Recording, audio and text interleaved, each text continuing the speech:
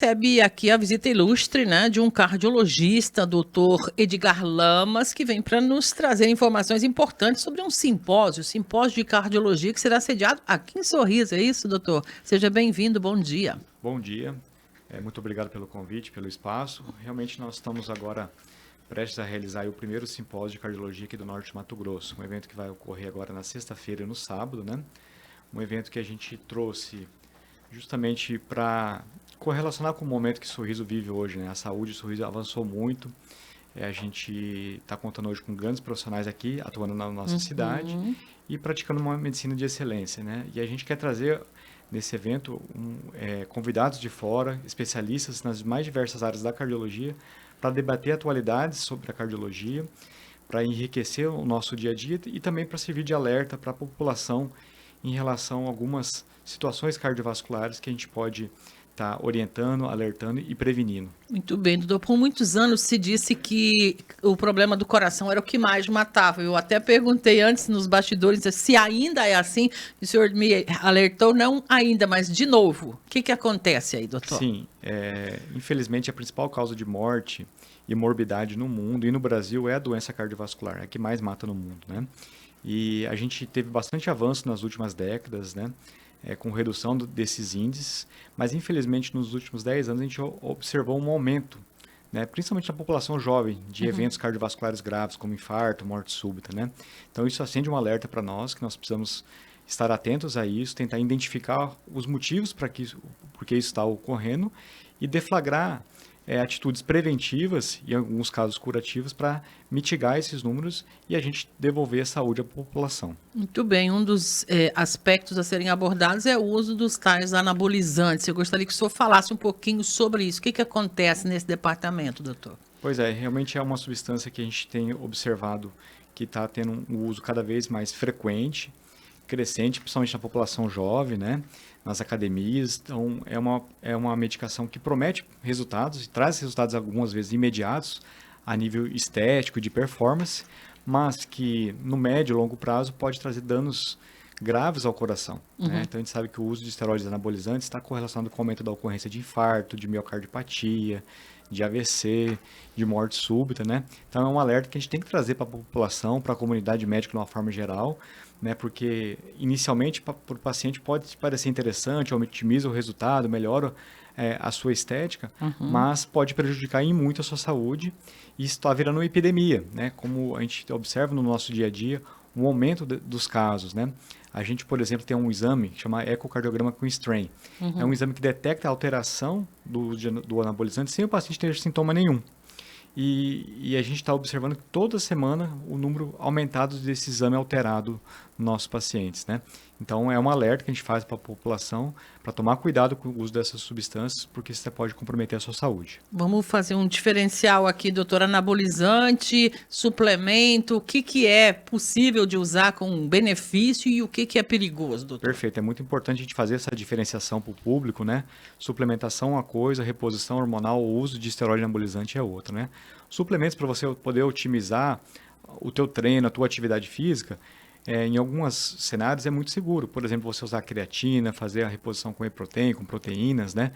Naquele paciente que está realizando atividade física. Não basta você suplementar, você tem que suplementar e praticar atividade física. Eu sempre falo que antes de qualquer coisa, de suplemento, você tem que ter um exercício adequado, um sono adequado e um treino adequado. O suplemento ele vai te ajudar um pouquinho em alguns cenários, né? Não faz milagres, né? Sozinho Então, não vai resolver nada. com certeza, né? E muitas vezes a gente quer atalhos, né? Hoje com essa exposição grande que a gente tem nas mídias sociais, a gente acaba se comparando com as pessoas, querendo ter aquele resultado que o outro tem e quer encurtar o tempo, né? Sim. E não existe atalho, né? Para quem quer saúde, né? Existe uma medicina baseada em evidência científica, né? Então, eu sempre recomendo, você quer praticar sua atividade física, procura um profissional médico, procura um cardiologista, um endocrinologista, que ele vai saber te orientar qual o suplemento adequado. E o uso de esteroide anabolizante é exceção. Infelizmente, hoje está virando regra. mas em alguns casos a pessoa até pode repor testosterona, mas te falo que é menos de 1% dos casos que a gente vê na prática. Com segurança, pelo menos. Isso. A ideia justamente é fazer uma atividade física com segurança, uma suplementação orientada, né? Para que a pessoa possa gozar dos benefícios daquele cenário, né? Não dos malefícios e dos riscos que a gente tem observado em muitos casos, por exemplo, de infarto, AVC, que poderia ser evitado. A gente está falando de produtos que estão disponíveis para acesso livre no mercado, é isso? Com certeza, né? O esteroide, teoricamente, ele deveria ser prescrito, né? Mas a gente sabe que existe nas academias, tem até o mercado negro aí da comercialização. E muitas vezes existe prescrições inadequadas. É o que a gente está trazendo com esse simpósio, a gente está trazendo um cardiologista especialista em esporte, justamente para a gente poder não só educar a população, mas educar a comunidade médica também. Perfeito. Para fazer essa orientação adequada depois. Perfeito. Será que nós estamos prescrevendo de forma adequada? Será que está correto? Será que tem indicação do uso disso? Né? Porque o paciente busca isso no consultório e a gente tem que saber orientar com base técnica e científica, né? Então, esse evento que a gente vai fazer, ele vem muito de encontro a isso também, trazer evidência científica de qualidade, discussão de alto nível para a gente poder enriquecer a nossa prática diária. Isso é extremamente importante. O profissional da saúde ele precisa se manter sempre atualizado. E no caso do cardiologista, mas ainda porque o senhor disse vinha caindo o índice de morte e de repente voltou a subir. Perfeito. A educação médica continuada, a atualização constante faz parte da nossa prática diária, né? Não só na cardiologia, mas na medicina de uma forma geral. Então a gente tem que estar sempre estudando, as coisas mudam, a medicina é uma ciência muito dinâmica, né? E quando acontece esse alerta, né, que a gente chama de red flag, né, a gente vê que está tendo mais eventos, a gente tem que correr atrás, tentar entender os mecanismos, porque as pessoas voltaram a infartar, porque que os jovens estão frequentando o meu laboratório de cateterismo com maior frequência, a gente tem observado isso, e tentar promover saúde, né? Eu falo que o grande sucesso da cardiologia não é quando a gente está tratando um paciente infartado, mas quando a gente está evitando um infarto, trabalhando de forma preventiva. Então, é o que a gente quer enfatizar nesse simpósio e na nossa prática diária também. Aproveitando o seu conhecimento e presença aqui, de quando em quando, qual é o período adequado, recomendado para se dar uma olhada nesse aspecto da saúde do coração? Isso vai depender de inúmeros fatores, né? Mas de uma forma geral, mais simplista, né? A gente sempre orienta o paciente a partir dos 35, 40 anos, fazer a visita ao cardiologista. Porque essa primeira visita ele vai poder identificar qual é o seu risco, né? Se você tem um histórico familiar, se você já é hipertenso, está com obesidade, se você é tabagista, para poder realmente, a partir dessa visita, você determinar para aquele paciente qual vai ser a periodicidade de consultas, né? Você tem que vir a cada 6 meses, a cada uma vez por ano, já corrigir alguma coisa nesse sentido. E se você tem um histórico familiar, ou se você tem algum sintoma, aí, independente da idade, acho que é interessante você procurar o especialista. Procurar o profissional para poder deflagrar um processo inicial de acompanhamento clínico. E com relação aos jovens, principalmente pai e mãe que nos ouvem aqui, qual é a orientação que o senhor deixaria em relação ao uso dessas substâncias que podem representar um risco, no caso? Eu acho que o primeiro passo é o diálogo, né, dentro de casa, né, com os jovens, né, porque muitas vezes o jovem está utilizando e ele não comenta com os pais, né, é uma coisa que às vezes a pessoa quer esconder e está sobre risco. Então, acho que o diálogo, você tentar entender ou você observar um ganho de massa muscular muito rápido, desproporcional ao treino que é esperado, é um sinal de alerta. Não significa que a pessoa está utilizando, mas a gente discutir isso no âmbito da sociedade de uma forma geral, né? Dentro de casa, nas conversas na família, né? Porque é um problema de saúde pública, né? Nós vivemos uma epidemia.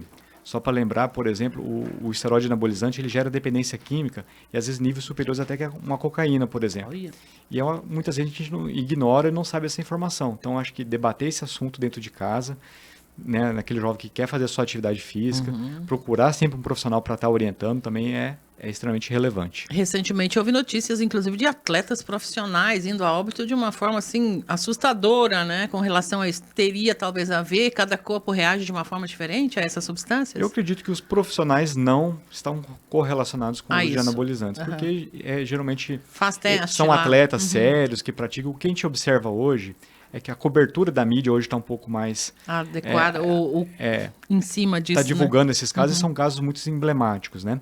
Mas existe realmente morte súbita em atletas. Por isso que esses atletas, quem vai fazer atividade de alta intensidade, está acima dos 35 anos, tem que ter uma avaliação do cardiologista para justamente identificar aquele paciente que tem uma doença de origem genética ou uma doença adquirida ou congênita para poder você mitigar ou diminuir o risco de ocorrer eventos súbitos, né? Nós tivemos no futebol recentemente, em outras atividades esportivas, pacientes que tiveram morte súbita, né?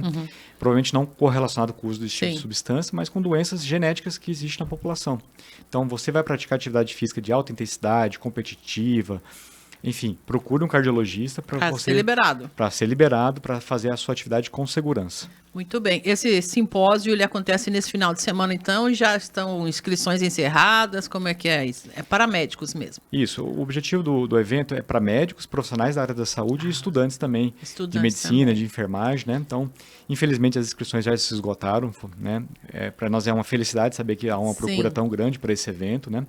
A nossa ideia é que esse evento seja anual, né, no nosso município, na nossa região, né? Então, a gente quer trazer cada ano temas diferentes, convidados diferentes, para que esse evento seja apenas o pontapé inicial para que outros ocorram e cada vez maiores, porque Sorriso hoje virou um polo de saúde.